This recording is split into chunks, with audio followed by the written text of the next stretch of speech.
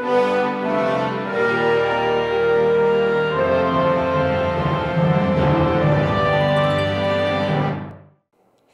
to the state capital of Oklahoma, where here we have author of the fine book, Yes, I Can Set My House in Order, Mr. Keith Carter. Keith, thanks for joining us on MyLegislator.tv. Thank you for having me. It is an honor to meet with someone who has had vision to write a book to try to help so many people and so many families. Keith, talk to us a little bit about your past and what brought you to the point of saying, I should write a book about this. I was born in Oklahoma, or raised in Oklahoma. I am a author of a book, and also I am a financial planner and an ordained Baptist minister. The reason I wrote the book is because I am helping people. That's part of my entire background, has been to help people, whether it be through the ministry or whether it be through financial planning or whether it be through the book that we've written about Yes, I Can Set My House in Order. So if you would say you had a vision to help people, what does that mean in the sense of today with a book such as Yes, I Can Set My House in Order? Well, in the book, we describe, the basis of the book is from Isaiah 38:1, where Isaiah comes to King Hezekiah and he says, set your house in order, for you shall die and cannot live. And what we detail in the book is the steps that you have to take in order to set your house in order. The first step is the fact that you have to set a foundation upon God. And that's the part that we're detailing in the book scripturally, how to set your house in order. When you talk about helping others, there was a time in your life where you really needed help. Talk a little bit about that from your past. In the book, what we do is we talk about when I was homeless. July 4th, 1984, my parents said that they had enough of my stiff-necked, had enough of my rebellion, had enough of my thinking I was in charge when it was really their house. And so July 4th, 1984, they decided to give me my independence. I left their house, and I was a man, so I thought, and I headed down the street, but I didn't have any place to go. I was drawn to the cross on the top of Mercy Hospital, and went to the chapel and cried my eyes out, saying, Lord, what am I going to do? I spent 3 nights in the parking lot of Mercy Hospital.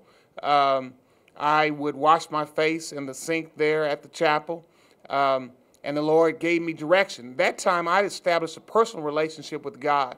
No longer was my relationship based upon what my parents had told me about God, but I found out that I needed Him for myself.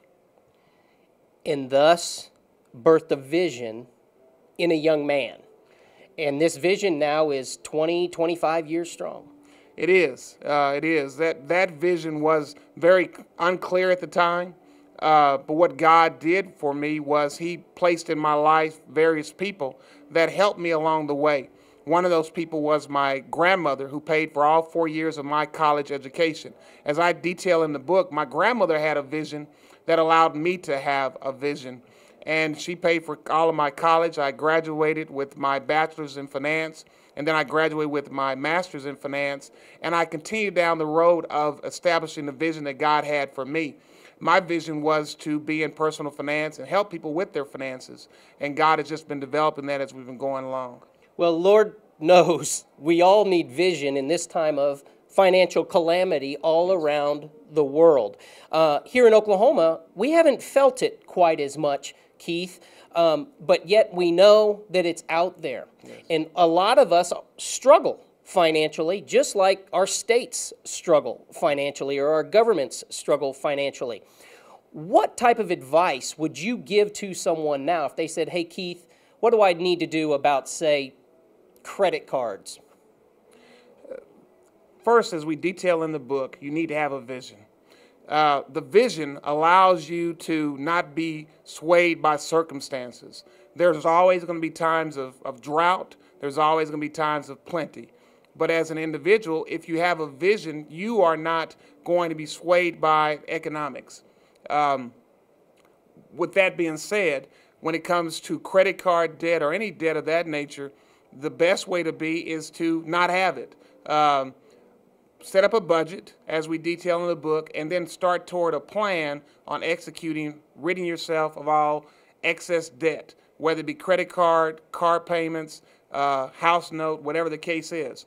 And then realize that even in bad times, good things can come out of them. Thus, in the book, there is a plan outlined to help us who have credit card debt or debt of any sort. Mm-hmm. Yes.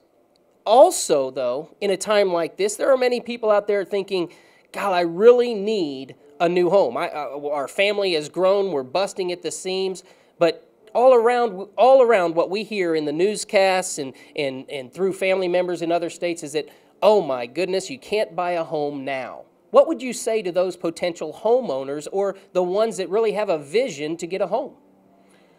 Take your vision and execute it. In times like these where there are mortgage problems, you can also realize that that's some of the best times to purchase a home. But if your home is in order and your balance sheet is correct and you have your budget, then you go toward looking at where your home might be. But let your finances dictate you purchasing a home and not your neighbor, not the real estate agent, not your family. So many times we make decisions based on what others tell us that's best for us. But with a vision, as we dictate in the book, it shows that God ought to lead where you're making your decision and what you ought to do. Yes, I can get my house in financial order. Yes. Great book, available at many bookstores right now or right here on www.mylegislator.tv. Click the link and you'll have insight. Thanks, Mr. Carter, for being with us today. Thank you for having me.